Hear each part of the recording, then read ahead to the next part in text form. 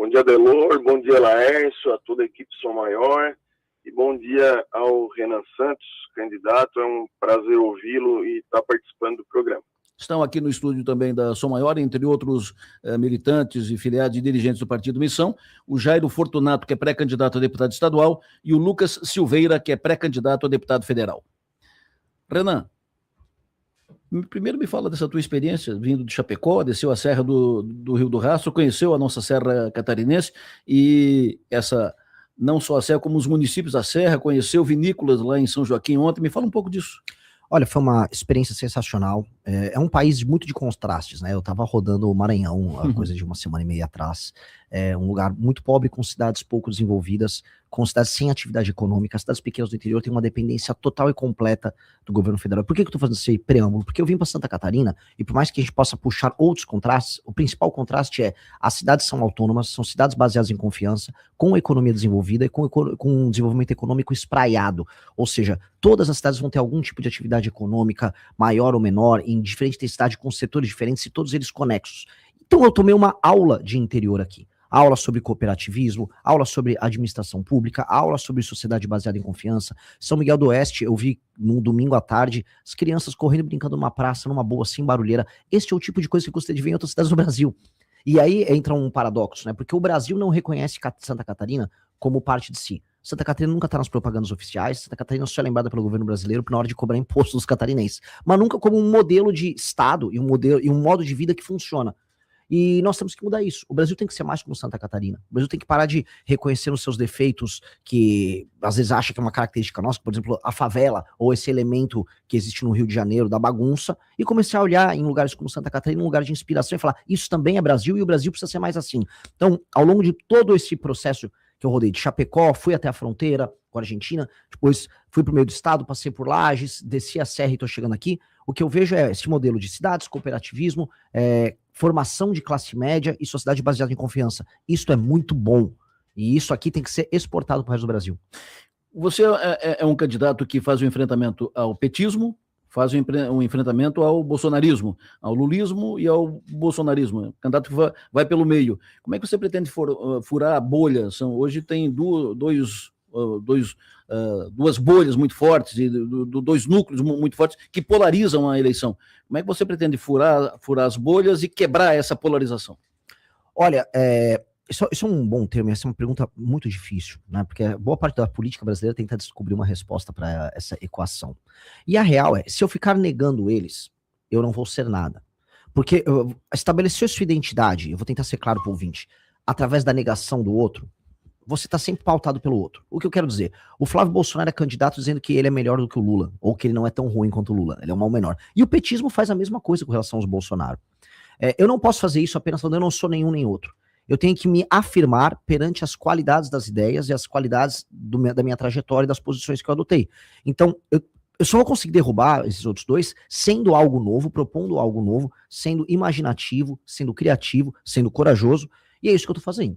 Então, eu tô conseguindo estabelecer um nicho eleitoral em que, onde eu consigo falar, eu consigo ser líder. Eu vou dar um exemplo. Entre os jovens de 16 a 24 anos, as pesquisas Atlas todas pegaram isso, eu já estou disputando a primeira posição. O nosso partido, o Partido Missão, que foi montado há 5 meses e meio, ele já é, entre esses mesmos jovens de 16 a 24 anos, o partido favorito dos brasileiros.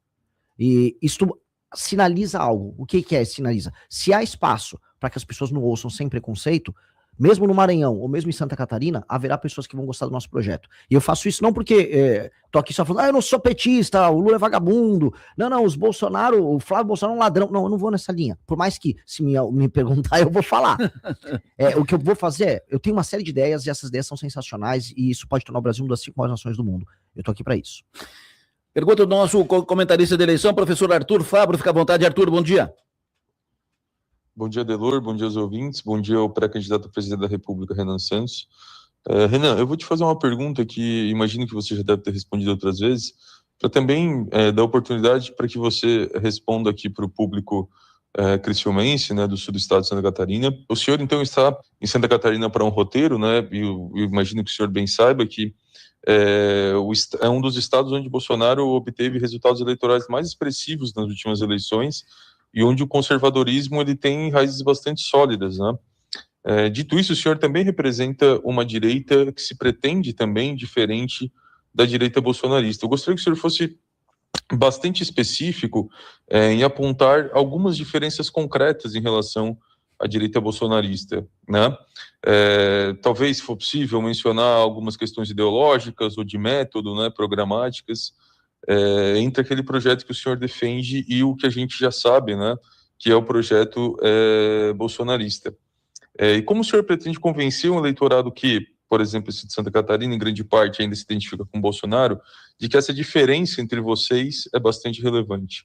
Beleza? Obrigado, um abraço. O Arthur procura aprofundar um pouco mais a conversa.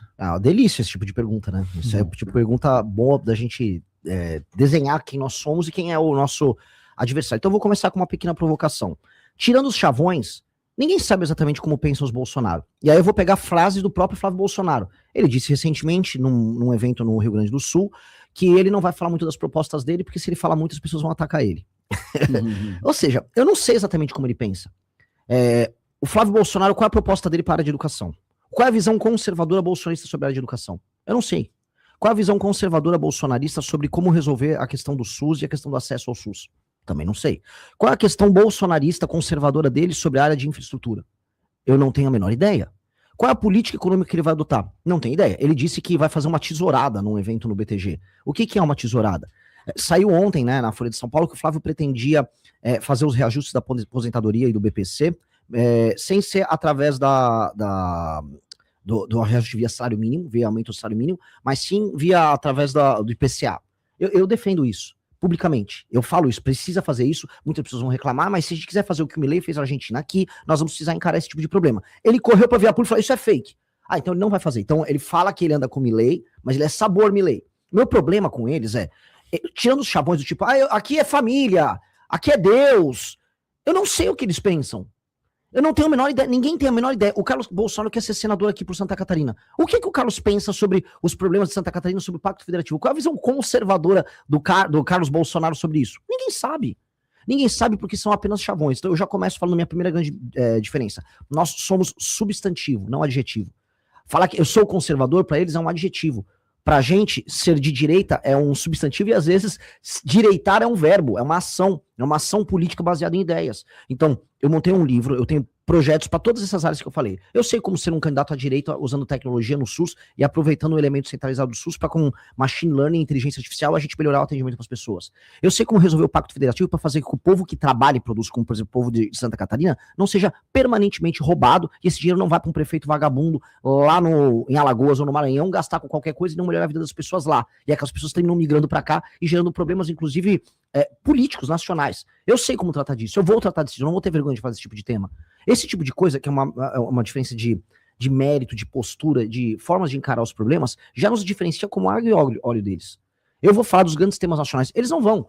O problema é o seguinte, o bolsonarismo é como se fosse o peronismo lá na Argentina, ou o próprio lulismo no Brasil. É o la garantia soy yo. Não, confia no meu sobrenome aqui que a coisa vai. E aí eu não consigo, e esse é o problema, a gente responder a sua pergunta, eu não consigo saber o que eles pensam. Tirando os chavões, eles gostam da família, eles não gostam de bandido, tá, vamos virar a primeira página, o que tem? Qual é a abordagem deles que será diferente da minha na parte de segurança pública? Eu tenho um projeto, eu tenho livros publicados, que é o Livro Amarelo, que é o programa do meu partido, explicando ponto a ponto como eu vou enfrentar o crime organizado. Eles não têm, eles são em guerra cultural, né, eles dizem que são descendentes diretos do pensamento do Olavo de Carvalho, ok. Como é que o Flávio vota nessas matérias? O Flávio votou agora a favor da lei da misoginia, que é um projeto maluco que acaba com a confiança interpessoal entre homens e mulheres, vai atrapalhar a ascensão de mulheres na carreira delas dentro das empresas, porque simplesmente qualquer coisa vira misoginia, as empresas vão querer se proteger disso. Então, qual é a ideia deles sobre guerra cultural? Não sei. O problema é que a gente nunca sabe. É só, confia em mim que meu sobrenome é Bolsonaro. E sabe quem fez isso na última eleição, para responder a pergunta? O Lula. Ele não apresentou um plano de governo, ele não apresentou quem seria o ministro da Fazenda dele, só falou, confia em mim que eu vou te dar uma picanha. E aí, deu no que deu. O senhor falou que sabe como resolver o problema fazer o enfrentamento ao crime organizado. Como? De maneira muito clara. Nós temos no Brasil um país que ficou muito traumatizado pelo período do regime militar. Houve um trauma. Então, qualquer legislação que fosse muito rígida com o cometimento de crime já era tratado como um retorno aos porões do DOPS, porões da ditadura. E fora isso, houve também uma ascensão de um pensamento à esquerda que sempre achava que a violência estava por conta das desigualdades sociais E a violência, portanto, tinha que ser encarada como uma forma quase de redenção poética da pessoa mais pobre, não sei o quê. Isso é tudo balela, tá?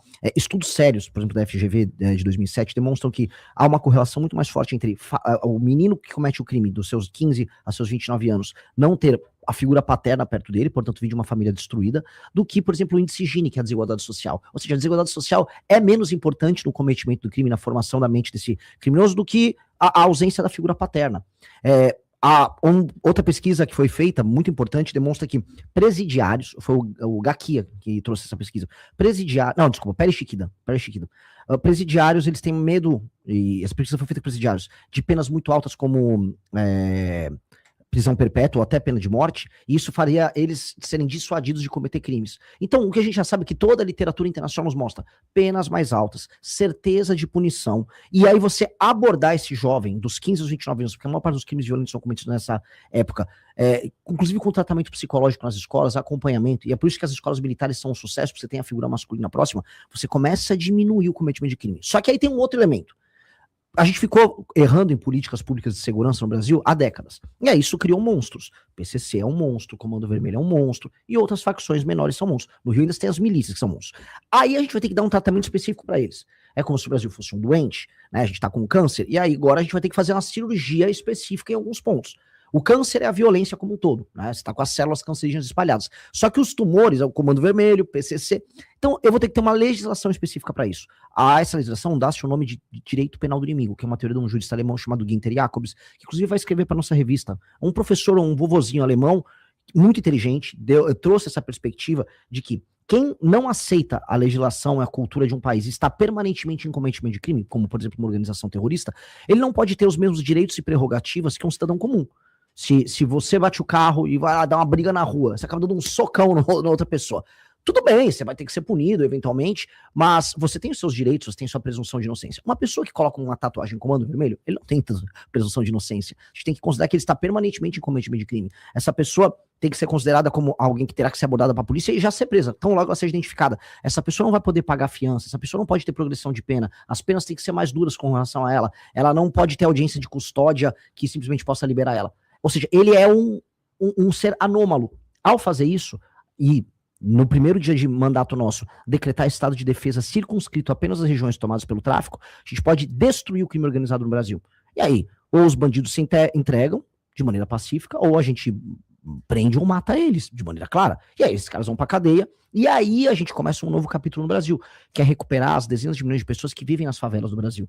Que é ali onde o crime é cometido, é ali onde esses meninos que entram pro crime são gestados, e é ali que a gente tem que atacar no sentido positivo, desfavelizar, criar bairro, fazer investimentos poderosos de infraestrutura pra gente alterar essa dinâmica e recuperar pro Brasil esses milhões de cidadãos. Gostou do vídeo? Não se esqueça de deixar o like e se inscrever no canal. Isso ajuda muito e fortalece a missão. Nos vemos no próximo vídeo. Até breve.